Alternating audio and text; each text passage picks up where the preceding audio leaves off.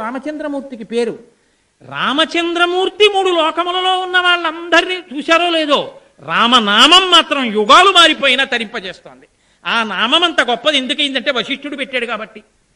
వశిష్ఠుడు ఇక్ష్వాకు వంశానికి పౌరోహిత్యం చేస్తే ఏమొచ్చింది అంటే మనందరం తరించే అవకాశం వచ్చింది, రామనామం వచ్చింది.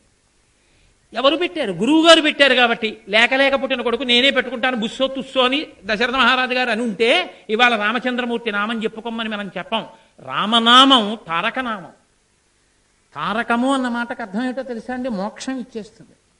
అంత్యకాలమునందు శరీరం పడిపోయేటప్పుడు ఆ నామాన్ని పలకగలిగితే ఆ పలికిన వాడు ఎవరుంటాడో వాడు మళ్ళీ తిరిగి శరీరంలోకి రాడు. అటువంటి శక్తివంతమైన నామము ఈ లోకం మీద మొత్తం మీద ఉన్నది రామనామం ఒక్కటే. విష్ణు అన్నా కూడా తారకం కాదు, నారాయణ తారకం కాదు, రామ తారకం. రామ దాటితే ప్రణవం ఒక్కటే తారకం. ప్రణవము అన్ని ఆశ్రమాల్లో ఉన్న వాళ్ళు చెప్పరు. నేను నా కులదేవత పార్వతీ పరమేశ్వరుడు కావచ్చు, కానీ తారకం మాత్రం రామనామమే, రాముడే. రామచంద్రమూర్తి నామమే తారకనామం. వశిష్ఠుడు పెట్టాడు ఆ నామాన్ని. రామా అంటూ ఎవడు వెళ్ళిపోయాడో వాడు తిరిగి రాడి. ఆ నామానికి ఉన్న శక్తి అటువంటిదండి. దాన్ని ఏం మీరు తేలిగ్గా తీసుకోకూడదు. నేను ఎందుకు చెప్తున్నానంటే గుంటూరులో రామనామ క్షేత్రం అని ఉంది ఇప్పటికీ. మీరు ఎప్పుడైనా గుంటూరు వెడితే చూడొచ్చు. ఆ రామనామ క్షేత్రంలో ఒకానొకప్పుడు రాగం పిచ్చయ్యదాస్ గారని ఉండేవారు. ఆయనకి ఇంకా ఎంత నామం అంటే నిద్రలో కూడా ఆయన పెదవులు తిరుగుతూ ఉండేవి, రామ రామ రామ రామ రామ రామ అని. ఆయనకి రామనామం మీద ఎంత వ్యామోహం అంటే పుట్టినదాదిగా. ఆయన పెళ్లి జరుగుతున్నప్పుడు ఆడపెళ్లి వారిని ఆయన ఒక విషయం అడిగారు వాళ్ళ నాన్నగారిని. మీరు చెప్పిన పిల్లనే నేను చేసుకుంటాను, కానీ నాకు ఒక్కటే, నాకు మంగళ వాయిద్యాలు వద్దు. పందిరి వేసినప్పుడు తోరణాలు మామిడి తోరణాలు వద్దు. రామనామాన్ని రాసిన కాగితాలు తోరణాలుగా కట్టండి. కొంతమంది రామభక్తుల్ని తీసుకొచ్చి ఓ పక్కన కూర్చోబెట్టి నేను తాళి కట్టేటప్పుడు మంగళ వాయిద్యానికి బదులుగా రామనామం చెప్పించండి. శ్రీరామ శ్రీరామ శ్రీరామ శ్రీరామ అని అరుస్తున్నప్పుడు నేను తాళి కడతానన్నారు. ఆయన జీవితం అంతా రామనామమే. ఆయన ఒకప్పుడు రామకోటి పూర్తి చేశారు. పూర్తి చేసి ఒక బండిలో పెట్టుకుని రామనామం పుస్తకాలు ఉన్న చోట తాను బండిలో కూర్చుంటే రామనామం పక్కన తాను కూర్చున్నట్టు అవుతుందని గుంటూరు నుంచి భద్రాచలం వరకు రాత్రి అడవిలో కాగడాలు పట్టుకుని ఒక 15-20 మంది కలిసి రామనామం చెప్పుకుంటూ తీసుకెళ్లారు. తీసుకెళ్లి భద్రాచలం పురవీధులన్నీ ఆ బండిని ఊరేగింపు చేసి రామనామం పట్టుకెళ్ళి తెల్లవారితే శ్రీరామనవమి అష్టమి నాడు పట్టుకెళ్ళి రామాలయంలో సమర్పణం చేశారు. ప్రధాన అర్చక స్వామి అన్నారు, ఇవాళ అష్టమి, రేపు నవమి, శ్రీరామనవమి, అందులో భద్రాచలం. రాగం పిచ్చయ్యదాస్ గారు అంటే తెలియని వాళ్ళు ఉంటారు. బోధేంద్ర స్వాముల వారు ఎంత నామం ప్రచారం చేశారో రాగం పిచ్చయ్య గారు శ్రీరామనామాన్ని అంత ప్రచారం చేశారు. కాబట్టి అయ్యా రేపు ఇవ్వండి శ్రీరామనవమి అన్నారు. ఆయన అన్నారు, ఏమో రాముడు ఇచ్చేయమంటున్నాడు నన్ను ఎందుకో, కాబట్టి ఇచ్చేస్తానన్నారు. పుచ్చేసుకున్నారు. ఆయన ఆ రోజు రాత్రి తెల్లవారితే శ్రీరామనవమి, తెల్లవారితే శ్రీరామనవమి మహానుభావుడైన రామచంద్రమూర్తి పుట్టినరోజు, తెల్లవారితే రాముడు పుడుతున్నాడంటే నాకు నిద్ర ఏమొస్తుందయా, అందరం రామనామం చెప్దామన్నారు. అదే పనిగా రామనామం చెప్పి పరవశించిపోతున్నారు ఆయన.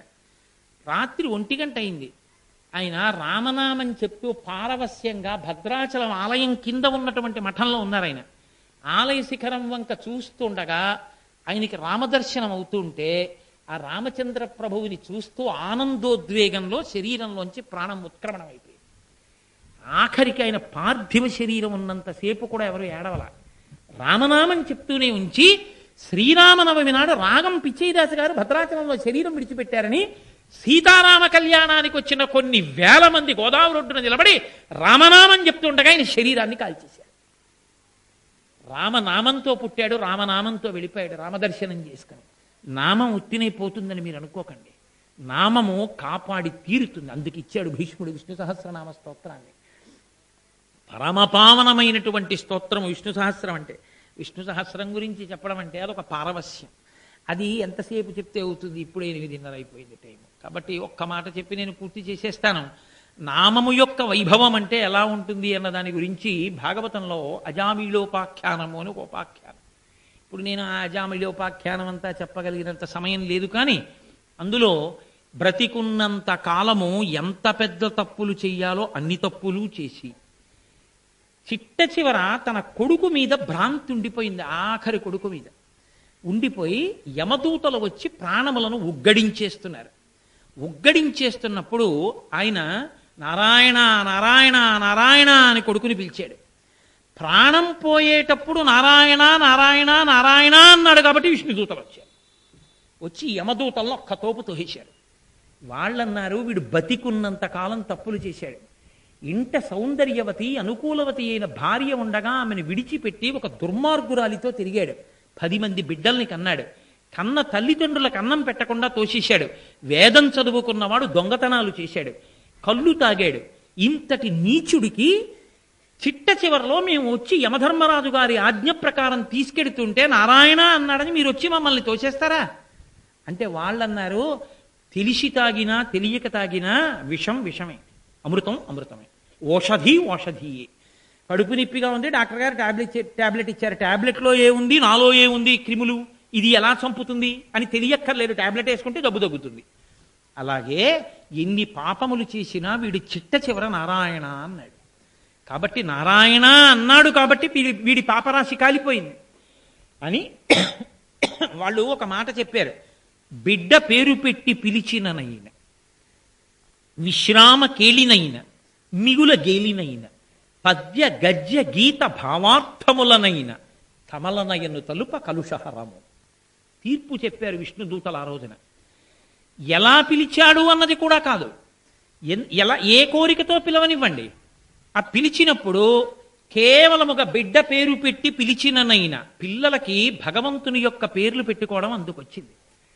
ఆ పేరుతో పిలుస్తుంటే భగవన్నామాన్ని ఉచ్చరించిన ఫలితం పడుతుంది. బిడ్డ పేరు పెట్టి పిలిచిననైనా, విశ్రామ కేళినైనా, ఏదో ఆడుకునేటప్పుడు నువ్వు రాముడి పక్షం నేను కృష్ణుడి పక్షం అనో, ఏదో హాస్యానికో ఆడుకుంటూనో ఇది రాముడి పార్టీ ఇది కృష్ణుడి పార్టీ అలా పేర్లు పెట్టుకున్నారు.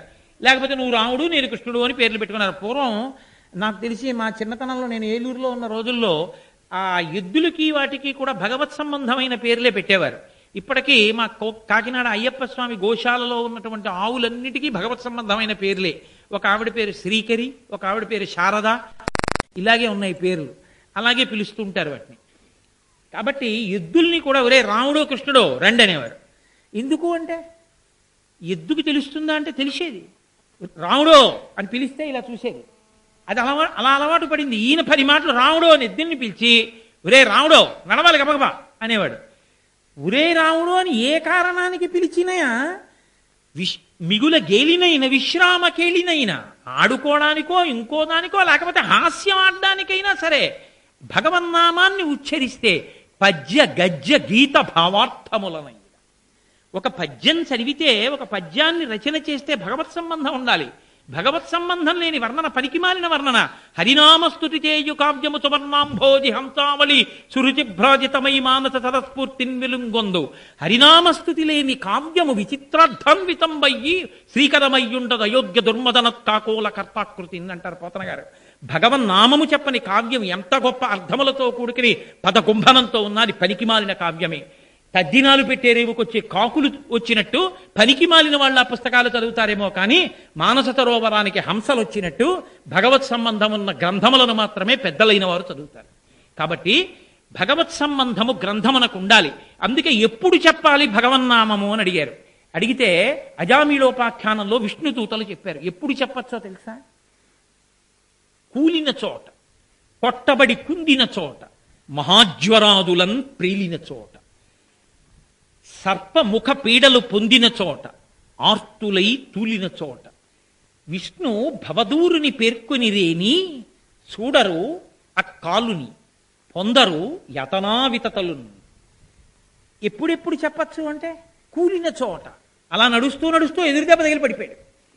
పడిపోయి శివ శివ అన్నాడు, రామరామ అన్నాడు, గోవిందా అన్నాడు. అబ్బా నారాయణ ఎంత బాధపడ్డానయ్యా అన్నాడు. కూలిన చోట పుణ్యం వచ్చింది.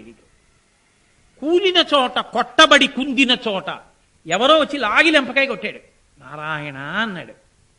మహాపుణ్యం పడింది వాడి ఖాతాలో. కొట్టబడి కుందిన చోట మహాజ్వరాదులన్ ప్రేలిన చోట. విపరీతమైన జ్వరం వచ్చినప్పుడు సంధియందు ఎవడు ఏది మాట్లాడతాడో దాన్ని పరమేశ్వరుడు పుచ్చుకుంటాడు. తెలుసా అండి? అదో పెద్ద విచిత్రం శాస్త్రంలో. అది ఎంతో అత్యవసాయం ఉన్న వాళ్ళకి తప్ప నిద్రలోనూ సంధియందు ఈశ్వర నామము రాదు. నృసింహభారతీ స్వామి వారిని శృంగగిరికి పీఠాధిపత్యం వహించారు. తెల్లవారితే ఆయన శరీరం విడిచిపెడతారు.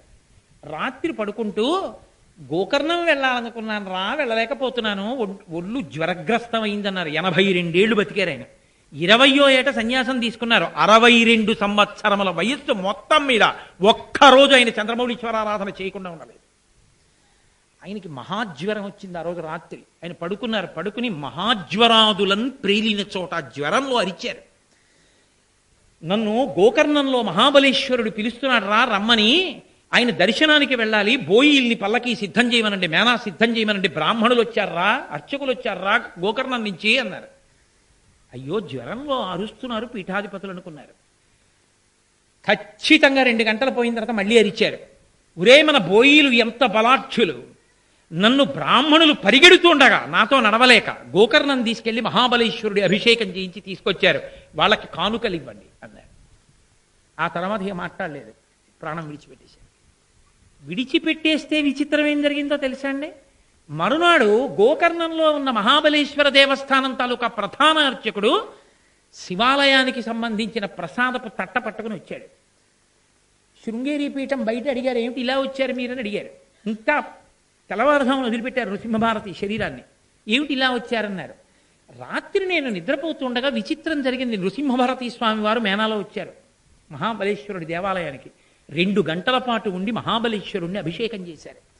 అభిషేకం చేసి తీర్థం పుచ్చుకొని నన్ను పిలిచి, నాయనా, ఇంత గొప్ప క్షేత్రానికి నువ్వు ప్రధానార్చకుడవు, దేవాలయాన్ని జాగ్రత్తగా చూసుకోని చెప్పి మేనా ఎక్కి వెళ్ళిపోయారు. ఆయన నాకు అలా కనపడ్డారు వచ్చినట్టుగాను, అందుకని ప్రసాదం పట్టుకొచ్చానన్నారు. ఇక్కడ ఆయన మహాజ్వరమునందు ఎప్పుడు ఆ మాటలన్నారో ఆ 2 గంటలే అక్కడ కూడా ఆయన మహాబలేశ్వరుడి దగ్గర కనపడ్డారు. అంటే మహాజ్వరాదులను ప్రేలిన చోట. ఆ జ్వరంలో కూడా అలా మాట్లాడాలి అంటే అసలు ఒంట్లో ఓపికన్నప్పుడు భగవన్నామాన్ని ఎంత పట్టుకున్నవాడు అయి ఉండాలి. మహాజ్వరాదులను పేలిన చోట, సర్పముఖ పీడలు పొందిన చోట. ఇలా నడిచి వెడుతున్నాడు, పాము వచ్చేస్తోంది, ఆగిపోయాడు. ఇలా పడగెత్తింది, చూశాడు. ఓహ్ అని దాని వంక చూసి శివ శివ శివ శివ అంటూనో, నారాయణ నారాయణ గోవిందా అంటూనో అలా చూశారు. జరిగిందండి యథార్థంగా. ఆనందాబ్ధిలో ఓలలాడేటటువంటి బ్రహ్మాదులు పొందే ఆనందం ఎటువంటిది ఉంటుందో అటువంటి ఆనందమును పొందగలిగినటువంటి స్థితిని ఇవ్వగలిగినటువంటి అదృష్టమును పంచగలిగినటువంటివి శ్రీ మహావిష్ణువు యొక్క నామములు. కాబట్టి అవి సామాన్యమైనవి కావు. భూరి నిర్వాణ సామ్రాజ్య భోగ భాగ్య ఖేళనములు హరినామ కీర్తనములు. అటువంటి బ్రాహ్మీమయ వ్యక్తిగా నిలబడగలిగినటువంటి స్థితిని, అటువంటి జ్ఞానమును విష్ణు సహస్రనామం అందిస్తుంది. ప్రతిరోజు విష్ణు సహస్రనామం చదువుకునేటటువంటి వ్యక్తితో స్నేహం ఉంటే చాలు. ఎందుకో తెలుసా అండి? హరిభక్తులతో మాటలు ధరనెన్నడు చెరగని పుణ్య ధనముల మూటలు, వరముక్తికాంత పూదోటలు, అరిషడ్వర్గములు తొరని బలమగు కోటలు. అవి ఎవరు ప్రతిరోజు శ్రీ మహావిష్ణువుని తలుచుకుని పొంగిపోయి పరవశంతో విష్ణునామాన్ని చెప్తాడో అటువంటి వ్యక్తితో స్నేహం ఉండి ఆయన పరవశంతో ఆ నామం చెప్తున్నప్పుడు పక్కన కూర్చుని విన్నా కూడా హరిభక్తులతో మాటలు ధరనెన్నడు చెరగని పుణ్యధనముల మూటలు, తరిగిపోనటువంటి పుణ్యధనముల మూటలవి. అవి వరముక్తి కాంత పూతోటలు, అవి ముక్తికాంత ఆడుకునే పూతోట. అవి అరిషడ్వర్గములు దూరని బలమగు కోటలు.